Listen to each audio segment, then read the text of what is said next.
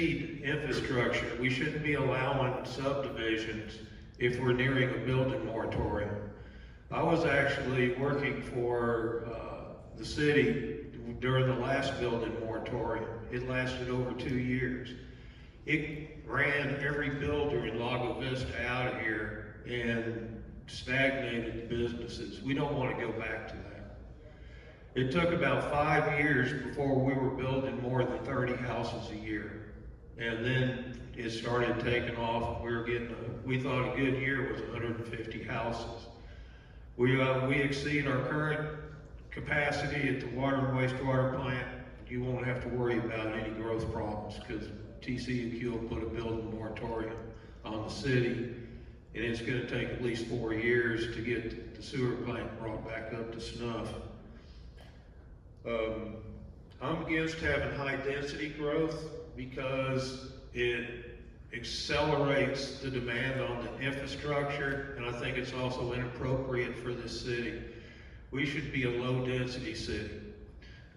When Marshall Vista replatted as Shoreline Ranch Road and asked for the classification for their subdivision to be low density, I think that's the model that we want for this community.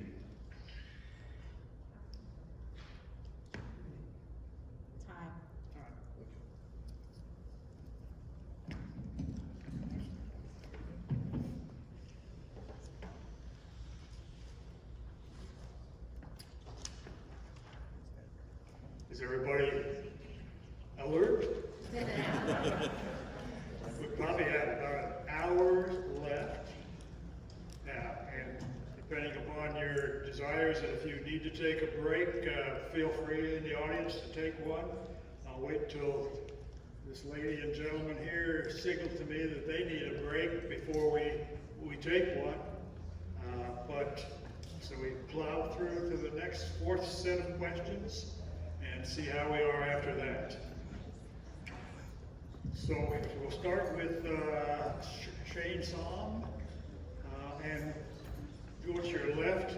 I do need to check to see, I think we've got a duplicate question. Strike out the last sentence, the last question on the second bullet. It's a repeat of the last sentence on the first bullet.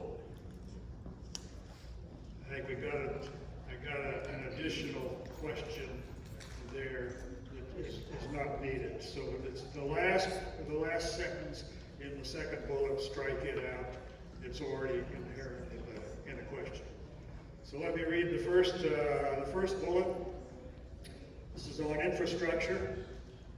What is your position on city's infrastructure capacity, water, wastewater, and roads, to handle the recent rapid growth and its capability to manage all the building development projects being proposed in Lago Vista? Would you implement a building moratorium if demand is outpacing capacity? We hear that our water and wastewater systems may be at capacity in the next couple of years. Do you believe a building moratorium would be a good thing or a bad thing? What should be done? Obviously, there's a lot of similarity between these two questions, and you may have already touched on them in your previous answers on the growth area, but let's go through this for 2 minutes per person, starting with Shane. Thank you. My position on it is, I'm concerned like other people. If we don't continue to grow our infrastructure and we outgrow it too quickly, we could be in a difficult position. Like I said, I've seen what they can do in a community in Calhoun County, and I certainly don't want to repeat that. To my knowledge, I don't know what authority we have to implement a building moratorium. Usually they are imposed on you, as Dave mentioned, if you hit, I think, the 90% threshold.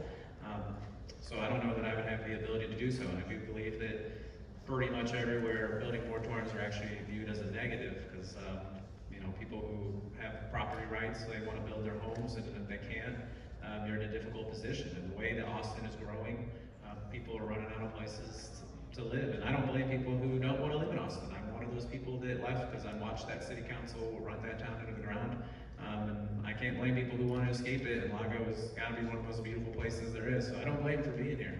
But I do think that the planning for the infrastructure needs to continue. I am happy to hear that the city council is constantly talking about it, and I would like to continue those conversations with them. I helped bring the Water Development Board here last week to talk about some of their funding options. Again, they have some longer term ones that they can get better yields than a bond. They also have one that is immediately available. You can apply to the Texas Water Fund immediately. It won't be as good of a rate as if you waited, but it is for communities who need it immediately, and it's good to know that that is an option on the table, and I hope that the council discusses that, and I would encourage them to continue to explore those options. When it comes to the roads, I would implore them to continue, especially for 1431. I did do a public information request. We've had 800 accidents in the last 2 years between Loman Ford and 183, so I think that we need to pressure them to speed up their study and to provide more funding, and I'd like to see that across our community. Thank you.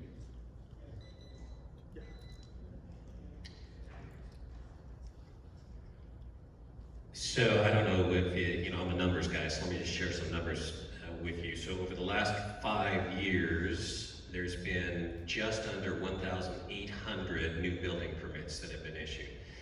And we just finished the September report, which was the end of the fiscal year. So for the last fiscal year that just finished this last month, and the previous fiscal year, the numbers were almost identical. About 425 homes were built. So total over 5 years of about 1,800. In the 5 years before that, it was about 450. So this is what everybody senses, right? That the growth has almost quadrupled, or about quadrupled in 5 years time period. The good news, I suppose, is this year was not larger than the year before, which is the first time that's occurred in the last 5 years. It's been pretty dramatic growth every year. And if we look at the macroeconomic outlook, it looks like things may be slowing down going forward. So maybe some of this will be a little bit self-correcting. We are at right about the 75% threshold, which, as Shane was suggesting, until you get to 90%, that's where a moratorium could come into place. 75% is where you have to do planning, and that's exactly what we're doing on the city. We're doing planning, and then the plan should tell us how we get the infrastructure in place before we get to 90%. That's the whole point of doing structured process and planning. Let's see, the last thing I was going to say is, I don't think there's a great fear that we're about to run out of water or wastewater next year, and that's not the case from what I've seen. Tomorrow night, there actually is an agenda item on City Council to talk about growth and what is actually possibilities within our arsenal to slow growth legally, and what is truly the state of our water and wastewater. So I invite people to attend or watch that.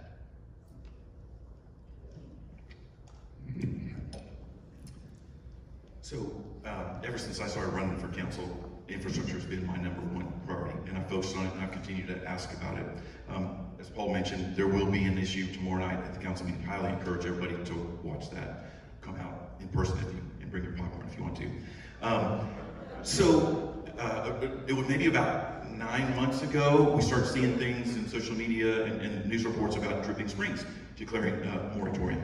And so then in our social media, people start saying, well, why don't we do that? Why don't we do that? And so I asked the city attorney, can we declare a moratorium? Is that something that we can think about? And the answer is, if you're at a certain amount of your capacity of your infrastructure, you can. Dripping Springs, just so you know, they were at 100% basically of their wastewater capacity. They can't do any more, and they've recently raised the moratorium. They've gotten rid of it, but the only development they're taking forward is septic systems now, because they literally don't have any. I have a spreadsheet that we were given by the city manager back in April that said we are at 70% capacity on our wastewater and 63% on our water. And so we're not close. We're close to the point where we need to be planning, but not close to where we could declare a moratorium. You have to have a reason, and that reason is you're at capacity or something else like that in order to implement one and have it stick. And the other thing that people need to keep in mind is, once you establish a moratorium, you immediately have to work to try and fix that problem so you can remove the moratorium. It's state law. Texas is a strong property rights state, and we have to adhere to that. So it's just one of those things where I don't know that it's a smart thing for us to implement a moratorium. I think it's smarter for us to plan ahead so that we have the infrastructure in place so we don't have to do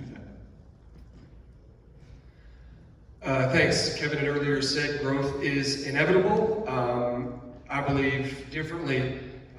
It's certainly true, but it doesn't mean that it creates a certain type of action. So the original city planners originally established rural 5-acre tracts in all these areas that PDDs were later developed. PDDs that may have expired, PDDs that are up for dispute, and there's a reason why they're asking for augmentations to our Planning and Zoning Commission to those, because the original designers of this town many years ago built a wonderful hill country region along the lake, said 5-acre parcels because anything more than that density would be irresponsible. Recent city planners want to put 3 homes on an acre and claim the reason why is because it's inevitable. Whether it is an impact on water or traffic or our nature, it changes Lago, and that's indisputable. And unless you want a new thoroughfare through Boggy and up and down National, or you want to build a bridgeway to Lakeway or Spicewood, you should probably think differently. As it pertains to our infrastructure, water, I made a post to Facebook earlier today, and we're a 10 versus a 12, and I'll explain that. The EWG, which is the Environmental Working Group, which is a subset out of the Texas Environmental Quality Commission. It measured contaminants in our water. A 10 is what we have. It exceeds EWH guidelines. And it makes a special notion to something called, I had to look it up, it's called bromothorium that's in our water, and that causes cancer. So, and it's at a 4.8, which, the bromothorium is 4.8 times what the EWG guidelines recommend. So this has happened under the watch of our current council, and more directly, Mr. Stewart was on Public Works during this chapter, and where water is contaminated. So either we submit a fix to our water first, and we make a stand on this, and make a solution quicker than later. Thank you.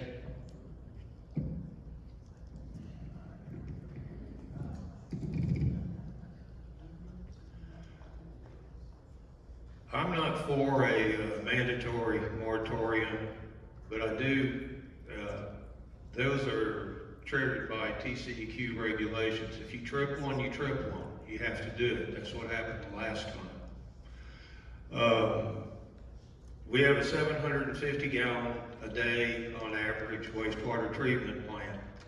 And we pre-sold a whole bunch of water and wastewater taps to the hollows. We have a high growth rate, and if you protract that growth rate out a couple of years, we're going to be kissing the moratorium. But moratoriums are bad. You want to try to avoid them. That's why we need to be working on our correcting our infrastructure. As far as the trihalometane problem that the city supposedly has, when I started working on the trihalometane problem, we had 168 parts per billion at the Talon tank. By the time I was done with the program, I had it down to 42. And the MCL is 80. We are at about 50% of the MCL. There is nothing wrong with the water in Lago Vista. It's safe to drink, and it has been since we retooled how all the tanks handle water.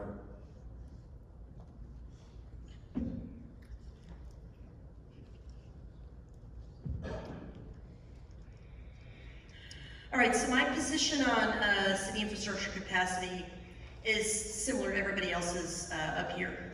We certainly recognize that our rapid growth and our aged infrastructure is of great concern to our community.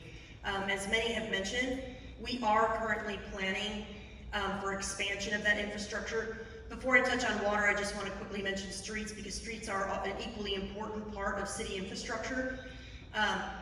We as a city council, even city councils before, have set aside money consistently in the city budget to ensure that we are following a process for repairing roads here in Lago Vista. Some of them are like third world country roads, we certainly get it. So we are doing that. As far as water and wastewater goes, Absolutely, we need to expand our water and wastewater treatment plants.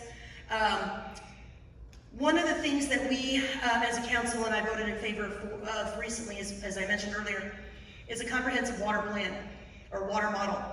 It's really critical that we keep our water capacity in mind when we're considering new developments that come before the city council. As far as a moratorium goes, as other folks up here have mentioned, those are triggered when we hit a certain percentage of capacity of our plants. But I just wanted to reinforce that those moratoriums are not permanent. They are temporary, typically for 6 months, and then you can renew those for a certain number of times. But it just means that we have to work really hard and really quickly and put a lot of money into expanding our water infrastructure, which we're already doing. We also on City Council recently talked about putting out certificates of obligation bonds to help fund those infrastructure needs. Thank you.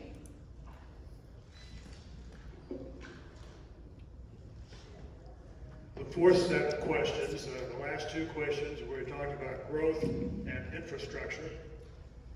There was one question that was deliberately left off of the list for these candidates, and that addressed a specific development called Turnback Ranch, which at one time was called Mahogany Planned Development District. On the advice from the city, we have 3 council members here on the stage. The Planning and Zoning Commission has already made their decision to take that Turnback Ranch PDD amendment and forward it to the city council. So consequently, there are 3 council members here that cannot speak on it. They must remain unbiased until it gets presented to them. And then there are 3 other non-council members here that might get elected and become council members when that Turnback Ranch amendment to the PDD gets forward to the council, and they would be under the same circumstances as the other council members are today. So as I said, the Planning and Zoning Commission forwarded it in last week's meeting, and it will probably be on the agenda of the City Council either in November or December. Okay. We are down to some short ones, we think, that won't take too long. So if we go to road safety, we're going to start with Mr. Stewart and proceed to your right to Tom and Kevin. What do you believe should be done to make our streets safer? Do you support additional traffic signals, stop signs, road humps, lower speed limits, or any other traffic control devices?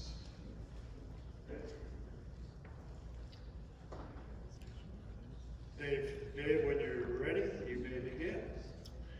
Well, I think the biggest one that I'd be interested in would be lowering the speed limit on Boggy Ford. It's just getting too difficult for the Lincoln area residents to pull out on Boggy Ford.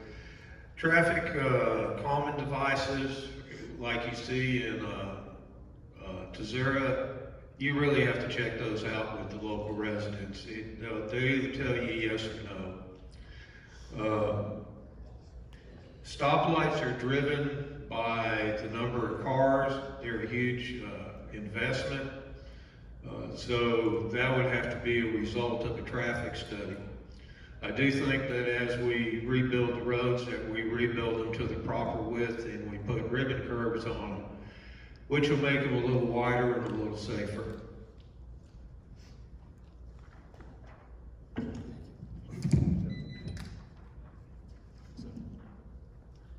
Thank you.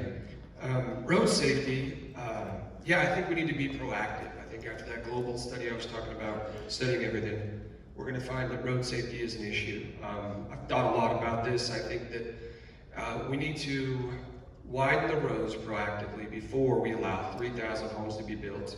At the bottom of Lomans with a marina, that's going to allow 5,000 cars daily to come add traffic while the roads are being widened. So instead, let's be proactive through a global study, and let's widen Lomans right there. We have to create 2 alternate roads. I think we need to bring the Hollows over maybe through Destination and down to Aransas Park, maybe into Dawn, another corridor, a backup way, and I think we need to have something else running along up through City Hall on the west side there. And that's an important piece that comes down to my core belief that if you're gonna have to use some other corridor as a backup road, let's put bumps on it. Let's put, the road bumps, make it go slow. Let's widen it a little bit, and perhaps, I couldn't have been. Was it 1? You sure did? Thank you. Okay, so we are very concerned about the roads in town, we being the current council, and that's the reason why we funded the transportation study in this most recent budget that we just went through. That's something that's going to be conducted, and we should get results by middle of next year, for example. And whatever that says that we need to do, let's do it. We're paying good money to have professional engineers come in and take a look at our roads and what we can do to make them safer and more efficient. And take a look at how we need to enhance them and expand them in the future. What traffic counts, for example, would cause us to need to do that. So bottom line is we understand that that's a problem, we funded it, and we plan to take care of it. Thank you. I mentioned earlier the 2009 traffic study, which kind of had gotten lost, frankly, and I actually found that through a search on the city's document center and forwarded that to all of current city council. And it's pretty accurate even today to my reading. I've read that in great detail, and the recommendations that were made in 2009 about widening of roads and stoplights and traffic signs are all very relevant today.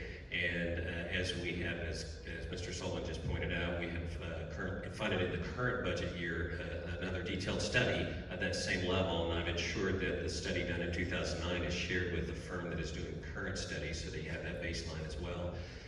And we just need to do it. We need to fund it, and that's in my mind, that's the plan. That's the way I intend to go as a council member. Yes, I also agree with doing a study and ensuring that the data backs up whatever we do. I like being a little bit creative. Some things that we've done with TxDOT in the past and my current job, spacing the double yellow lines in between roads that are over 45, just giving you that gap helps a lot. I agree, widening the roads. I think also just the quality of the roads. I think potholes make drivers act differently, and so you want to make sure that the roads are in good condition. I think just trying to get a different response too. I've heard the chief of police here talk about just having more patrol cars out there around areas that he knows are dangerous. People see a police car, they slow down. And helping encourage them to do that would be great. Lowering speeds, I'm fine with that. 1431 specifically, I think they need to do a lot of road widening and spacing it out. Just to give you some consideration, in LaGrange, we just got them to agree to reroute US 77 based off of 18 accidents. Like I just said earlier, TxDOT said we have 800 accidents from Loma to 183. So I think we're due over there. Thank you. So, yes, absolutely, I support traffic calming measures. I'm one of the folks that lives over off of Boggy near Poe, which is, right over that really dangerous hill. You can't see anybody coming. I've been kind of complaining about this to our chief of police for quite some time. So I'm definitely in favor of traffic calming measures. I do think that, but rather than potentially widening some of the roads like Boggy Ford to 4 lanes, we might consider something like widening to 3 lanes and having a center turn lane where you can turn left or right. So that dedicated turn lane might help with some of the traffic concerns that we have. But I also think a part of planning effectively for roads and more safety is keeping in mind planning for natural disasters and wildfires should we ever have them. We really don't have a plan and our roads really aren't equipped. So I'm in favor. Thank you.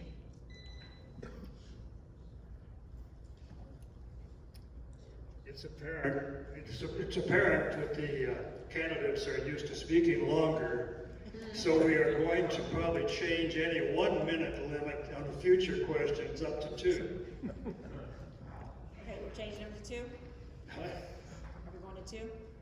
Well, Is I'm that- jesting, but I think now that we're going into, the next one is recreational amendments. Why don't we change it to 2? The audience probably doesn't want it, but the candidates probably do.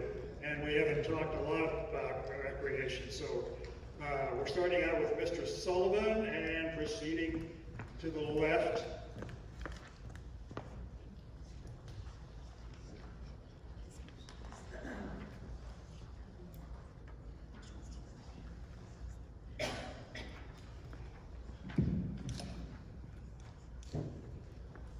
What is your position on keeping and expanding or improving our current recreational amenities? That is parks, golf course, pool, etc. Which do you consider a valuable asset to our city and residents? What is your position on including all recreational amenities under the Parks and Rec Department? So I'm in favor of all of them. I mentioned in my opening statement that our demographics are changing pretty rapidly. We don't have majority of just retirees out here anymore. There's a lot of young families with kids, and so that's the reason why we pushed for Sunset Park, for example, so that we'd have more space for people to go do things. But I'm in favor of all of them because quite frankly, when I'm around town, I see all of them used by the citizens and others. So the golf course, for example, we recently in the budget pushed for probably twice the deficit spending on it than has ever happened before because we're trying to fix the problem over there. In addition, the council voted to make sure that the new irrigation system is going to be on a CO that will come out in 2023. It was unanimous. We're all convinced that that needs to be done. The other items, and the reason why that can go on a CO and the council is going to approve it is because it has to do with effluent dispersal as part of our wastewater system. The other things, parks, libraries, pools, airport, trail systems, those are all amenities that we're going to have to put on a GO that will come to you guys. The voters will have to say whether or not we approve the bonds, for example, to do a bunch of updates to any of those amenities. And be on the lookout, probably next November. We'd hope we could get it on this November, but we were a little bit too aggressive in that. Could happen in May, but most likely next November. But the bottom line is, there's going to be, we're going to have meetings, council meetings, get input from the citizens, get inputs from our Parks and Recs department about what we potentially need, and then we're going to put that on a bond package that we'll put to the citizens to vote on to see what amenities they want to have paid for. And I'm in favor of having everything underneath the Parks and Recs as we grow and become a larger city. I think that's appropriate. Thank you. Thanks, Kevin. I don't want to drive. I like it here, and I want my kids to play outside. So the more parks recreation, as I shared earlier, I played outside a lot as a kid, and I want that for my kids. So trails and parks, I'm big on that. My thoughts earlier about building centers that have a boutique approach where we have, kind of cool shops and trails going in between the shops that lead to a park, that have back roads to them. That was, something like the Travis Square that's right next to a park, and maybe there's a little, nice sign going over the road that says Travis Square right next to City Hall. And you go down to the trail in the parks and you get another 4th of July events there. Or building somewhat, like I said earlier, somewhat of a Georgetown Square. I was on planning and zoning in Georgetown, so I always think about that. But so you have kind of an attraction. But really, for some time now, there was a talk about the old fire station, I think it was, and making it a golf cart, shop and repair shop, and that became before planning and zoning. And I almost thought, that's something. What my wife and I, what we talked about was doing a teen center there. And I think our kids need a place to play after school, with like a track and like some, like a jump house, like cool stuff for teens, an arcade, something that's interactive, not these new games where we put money in and get a ticket, but I'm talking games like cars and fighting games and stuff like that. I'm also a big fan of doing a senior center in the center of one of those developments. Either it's the Travis Square or either it's some type of retail square closer to 1431 that won't inhibit traffic. But a senior center where we can have games and attractions and rent it out to different groups and events. We have a lot of great small groups and commissions in this town, and there should be nights where they can gather in a center, whether it's a senior center or a teen center, and they can have their space to call their own. But I'm big on events and gatherings.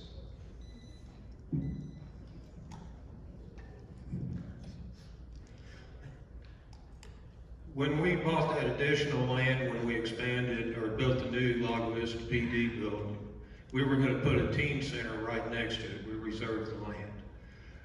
My thinking has changed since then as I've been through the recreational facilities for other towns, and I think we ought to have a recreation center. If we don't provide our teens with something to do, they're going to find it for themselves, and you're probably not going to like it. And the skate park that's being proposed, I know it's tentatively scheduled to go to Sunset Park, but I actually would move it over next to PD. For one thing, the land's already been bulldozed. And they would be right next to a safe environment, the police shop, and the police station, and we would have the recreation center and the libraries there. Everything you want your kids around.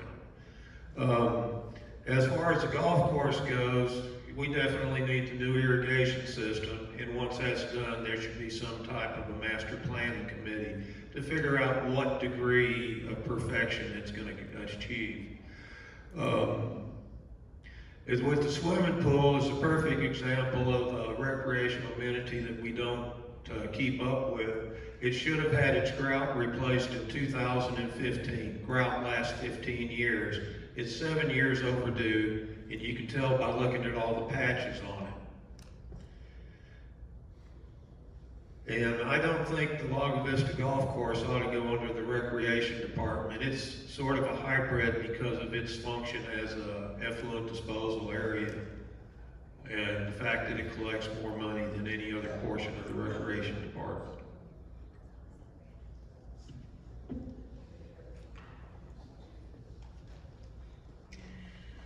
So I'll take the easy question first. My position on including all of the amenities under Parks and Rec is fine with me. They are all amenities here in our city, and having one department kind of oversee all of those amenities does seem to make some sense. I absolutely am in favor of keeping all of the current amenities that we have here in Lago Vista. The amenities and the natural beauty, the green space of Lago Vista is what drew many of us out here to begin with, right? The dark skies, the lake, the hiking trails, the golf course, any number of amenities are what brought folks here, and in many ways what keeps folks here. Recently, I voted in favor of funding a comprehensive parks master plan that's going to come in the next several months. And as I mentioned, I'm the liaison to the Parks and Recreation Advisory Committee here in town, so certainly a topic that's near and dear to my heart. I was also instrumental in getting the city pickleball courts restriped because pickleball is a really popular sport out here in Lago Vista, and we need to make sure that we have facilities available for folks to enjoy that, which is another amenity that we offer here in our city. So, making sure I watch my time. Just like the city pool and all of the other amenities, I am definitely in support of doing what we need to do to make sure that we maintain our golf course. It's 50 years old. The infrastructure, the irrigation is 50 years old. Again, we recently approved on City Council putting replacement of the irrigation system on a CO bond. And it's key to helping to spread our effluent water disposal here in the city. I began conversations with city staff on the possibility of treating all effluent water to be type 1 so that we can expand services and programs at the golf course as well. Thank you. Yeah, I'll start in the same place. I do agree with all recreational amenities going under Park and Rec. One reason for that is, thankfully, we now have a grants administrator. There are a number of grants nationwide that you can qualify for if your stuff's underneath Parks and Rec, especially when it comes to youth sports. Real quickly, I'm the type of public servant that I want to listen first, and so when I went out and listened to people during this campaign, I heard a lot about desires to increase Parks and Rec, and I think usually cities can point to Parks and Rec and roads as where your tax dollars are going, so to any increase in that would be great, and they are all great assets. I would promote multi-use spaces. Again, as she said, the golf course could be used for more than just the golf. We have the tennis and pickleball courts there. I think people also propose movies on the green, or you can have a concert series out there. If you bring in people who are not golfers, they would see more value in the golf course as well.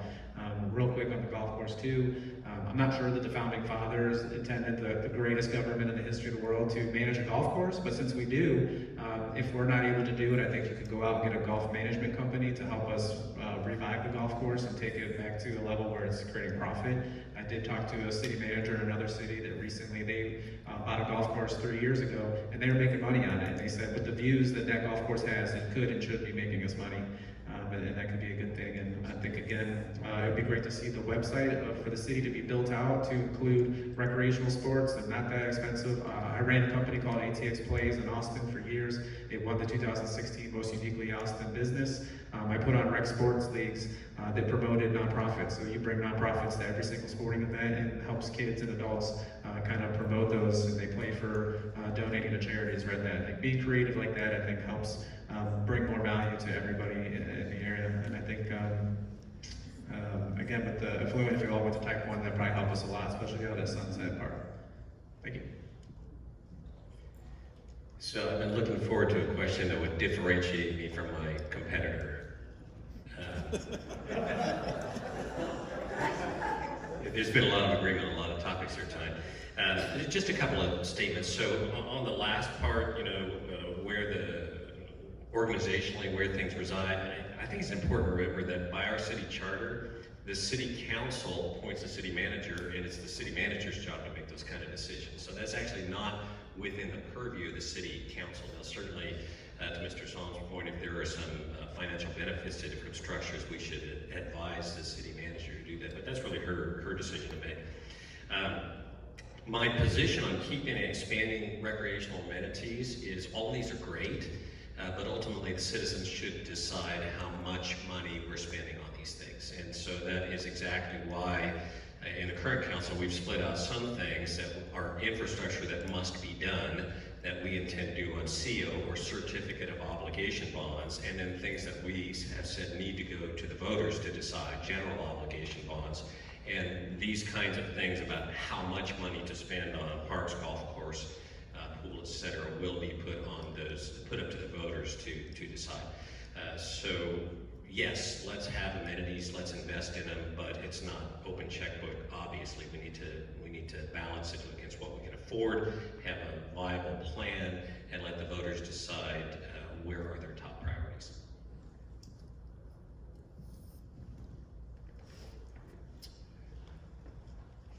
Part of this canvas tonight is also a stamina test. I think we're within 2 questions and your closing statements. If we keep them relatively short, we should be done in 20 to 25 minutes or something like that. So let's go to the next one. It's on the comprehensive master plan. Mr. Prince, would you please start out with that? And as you guys peruse this, would you tell me how many minutes you want to spend on this? What part of the comprehensive master plan do you believe needs the most attention? And what would you like to see be done to address the issue? So we're talking about the master plan. 2 minutes? It's okay? Yeah. 2 minutes. Paul? 2 minutes it is. So I'm guessing there's going to be a lot of agreement on this, that the portion of the comprehensive master plan that we as a city struggle with the most is the part on zoning and the future land use map that's in the comprehensive master plan. There are some portions of the existing plan, the 2030 master plan, that are vague, and some portions that may not be consistent, some portions where there are errors. And you expect that in something as complex as that.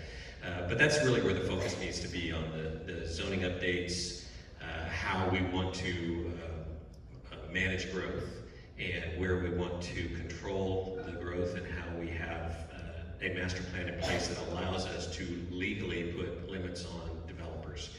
A lot of our growth, I'll reemphasize, as you've heard from others tonight, a lot of our growth is going to happen from existing platted lots that are part of Old Lago, the lots that are under the Lago Vista POA. And so some of that is kind of beyond our control. It is what it is. But the portions that are currently unplatted, that are perhaps even those that are outside the city limits, and they want to be incorporated into the city so that they can get water and sewer. We have decisions to make on that, and we need to set the guidelines. We need citizens to help us set the guidelines through the master plan process that allow us to have a well-structured and efficient process for making planning and zoning decisions. And so that's where the rubber meets the road on this for me.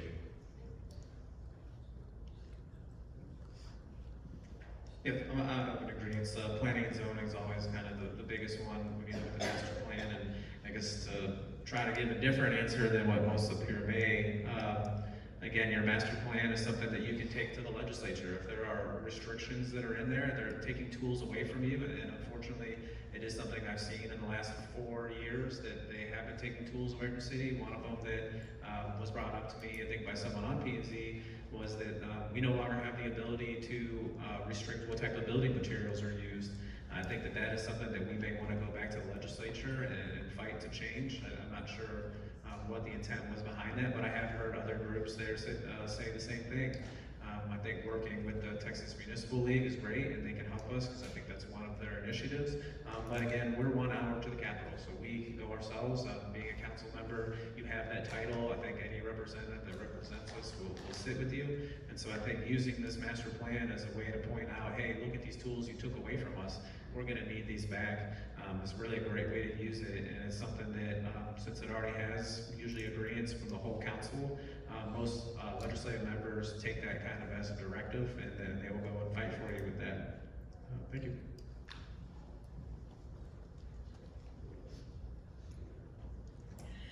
All right, so like Mr. Somm said, I'd rather spend my time focusing on things that I know multiple people up here may not hit, because definitely zoning and the future land use map are things that we need to make sure that we rectify when we consider comprehensive planning. But I'm going to talk a little bit about a couple of other things that I think it's really important to consider. Well, also in addition to streets and wastewater and water, right?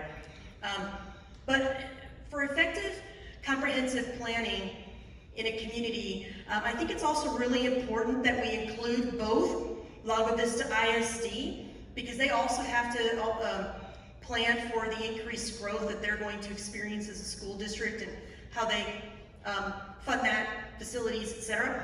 And also the ESD, because we absolutely have to have an emergency plan in place that includes how we might deal with natural disasters or a wildfire should one happen here in our community. If you're not aware, we're like number 5 in the nation for wildfire risk. And that's really important when we think about comprehensive planning and how we can be prepared for situations such as that. We also need to take into account something I mentioned earlier, which is the protection of endangered species. We have the golden-cheeked warbler here. We need to consider how future growth and master planning might affect areas where the golden-cheeked warbler nests. And we need to consider strains on our resources, natural resources. The Balcones Canyonlands is just one example of that. I'm lucky enough that I am the City Council and official liaison also to the ISD, so I get to have conversations with Superintendent Webb, and part of those conversations do talk about ways in which the ISD and the city can appropriately collaborate together to face these priorities that we're going to be seeing in the future, or actually are already here. Thank you. Okay, I think the zoning needs to be relooked at, and balanced would be the word I would use for it, to make it mesh together better and be more consistent. The unplatted lots seem to get special considerations not provided to the platted lots. denser housing developments, smaller lots, higher roofs, you name it. The stuff that's regularly turned down for a platted lot can easily be worked into a PDD. What's going on needs to be uniformly applied. A PDD, unplatted development, should blend in with the neighborhood, not be so radically different that you felt like you just went into a different city.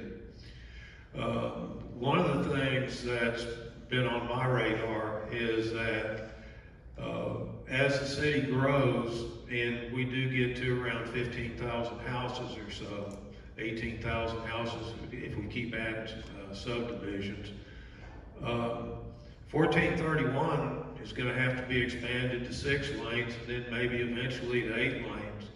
So whatever master plan we have is going to have to heavily take a look at what is the traffic capacity of FM 1431.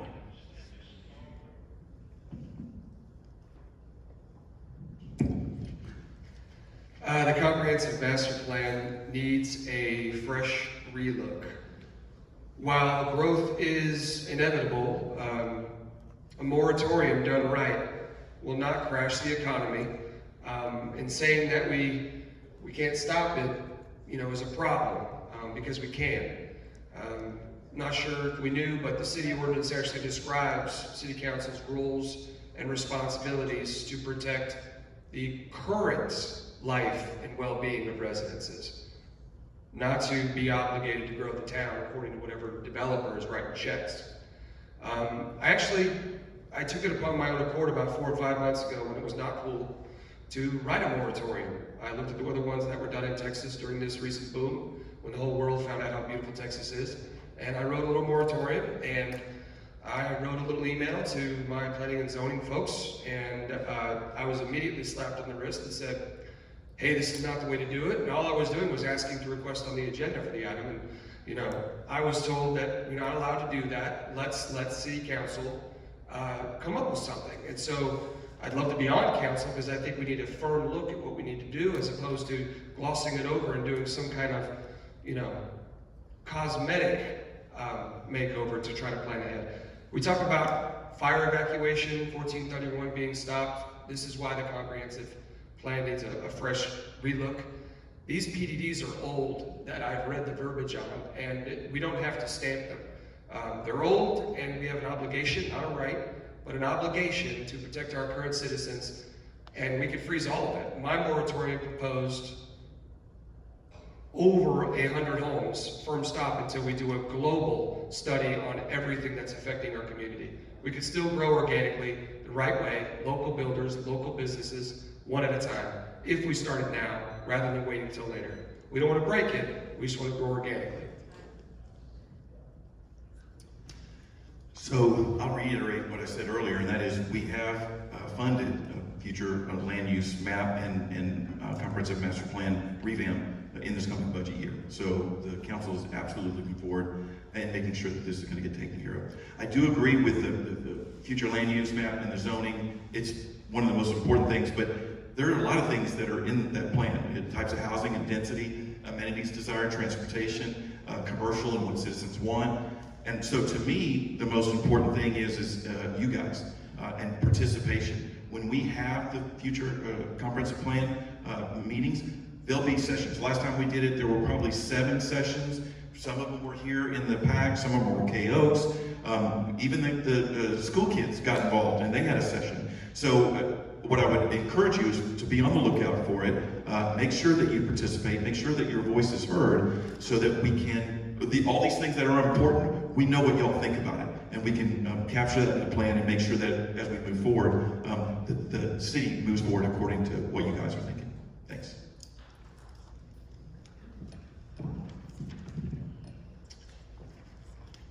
The last question, city office hours. We'll start with Miss Marion Are we gonna keep it at 1? and proceed to your left. We'll keep it at 1, right?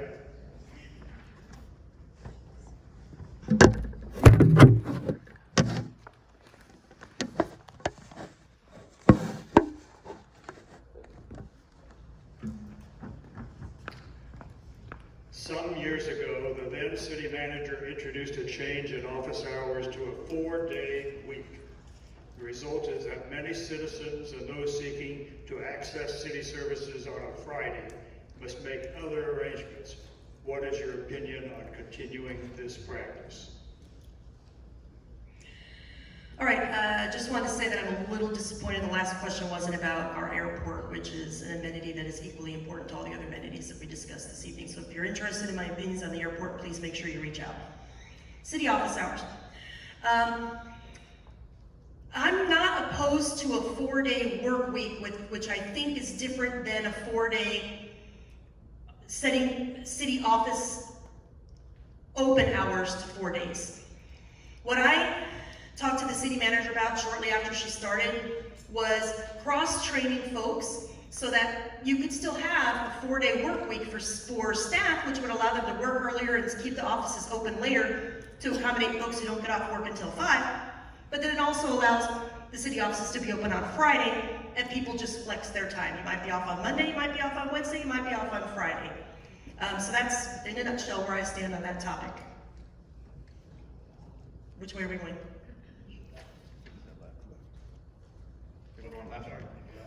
Yep, but this is another one that I've heard a lot from people about.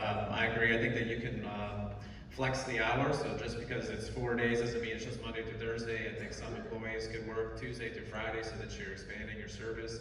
I think having some days where you alternate and have later hours. I'm sure I'm not the only person that is driving to Austin every day. I can't really access most of our city services because I can't get back here until about 4 or 5. I think you can also get very creative. Some of our smaller communities, one weekend out of every month, they'll be open on a Saturday or Sunday for limited hours. I think that has been very popular in some of our smaller communities. So I think just be creative, and obviously you want to support your city staff. We are volunteer council members if some of us are elected, but they are there every single day communicating with our citizens, so you want to take them into consideration as well. In these days of struggling to find good employees and retain good employees, I think we do need to value the value of the 4-day work week to our city employees. And I think that's a big benefit. There are certainly, I think, options to provide city services on Friday and even over the weekend. And many of those services should be, and will be provided online. There's currently a big update coming to the website to do a better job of, in this year it's funded to do a major update to the website to do a better job of providing services online and information online. The number of times that most citizens actually walk into City Hall is probably pretty limited, and so I think there's a solution space here that doesn't mean a major change to our existing employees. I'll answer this, but I wanted to say a few things first. We have funded a new entrance to the park that's in this coming budget cycle. Cap Metro is going to be on the budget, on the agenda tomorrow night. They're going to talk about options, so if you want to know about that, tune in. We funded the renovation study for the golf course as well as the irrigation design. That's in this upcoming budget. And we've also funded converting the effluent to type 1. With regard to the city hours, when we went to the 4-day week, we also expanded hours, in the morning and in the afternoon, or evening, excuse me. And the hope was that those people who were working would be able to use those expanded hours, and it wouldn't be a problem for Friday. If Friday is a problem, I have no problem going back to making sure that we service the citizens on that day. As others have mentioned, if we need to go to some people are Monday through Thursday and others Tuesday, Friday, I'm perfectly fine with that. Thank you. Yeah, those city employees, they attend meetings in their off hours in the evenings and sometimes in the morning and the weekends. So I certainly understand a work-life balance for anybody. So if they work 10 hours, 4 days, that may be full-time. As a city, if we want to move that back to 8 hours, 5 days to expand access, I'm definitely in support of that as well, but we're all human. Mr. Sullivan has made a habit of, and I've been to city council meetings of just stamping red stamp or a green stamp on policies and letting this town grow and letting developers come in and tell us how it is. And that's the reason why I'm running, is because I've seen this before. I sat in the Georgetown Planning and Zoning meeting and 50 citizens got up and cried about the industrial building going in their backyard. And unanimously across Planning and Zoning said, yes, yes, yes. We gotta stop. We need you to start listening to the current residents, Mr. Sullivan, and make a cold turkey stop to all this development and plan ahead, because this town's beautiful, and we want to keep it that way. It's not supposed to be your summary. This is not your 2-minute summary at the end. This is supposed to be along this question. Dave?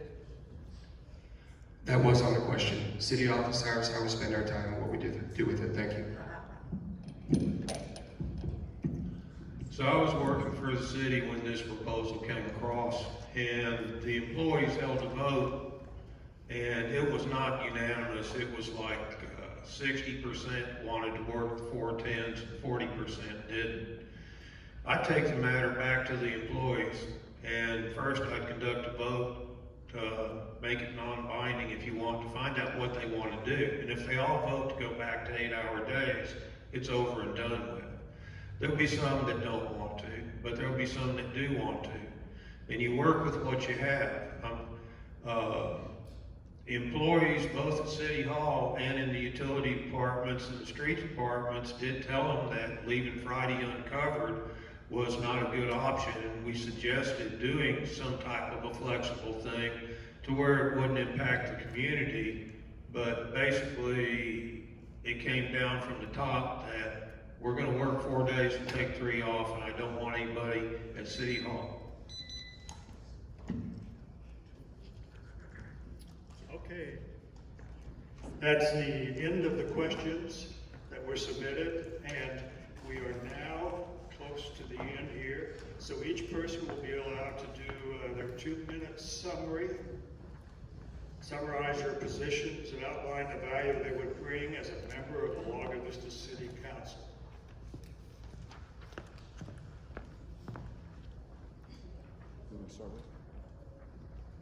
Starting with Dave Stewart, and proceed to your right. Dave? Okay, so I want to know if Aaron Sepulveda's here. I didn't think so. So Aaron has been going around telling citizens that I cannot vote on issues that have nothing to do with my age discrimination, wrongful termination lawsuit. I understand I can't vote on that. I understand I can't vote on anything to do with the Jonestown Water Supply Corporation because I'm a member of that board. I sent Erin an email yesterday asking her to specifically state what I had a conflict of interest on. She sent me back a response, I am not allowed to give you free legal advice. I'm going, what? I asked you what my role as a city council person would be. I sent another email back out this morning and got 0 reply. Yet Erin is so confident that she's contacted at least 2 or 3 people in this audience and talked to Thomas and told her something that I know to be untrue. My attorney has told me that they cannot restrict me from voting on anything other than a conflict of interest.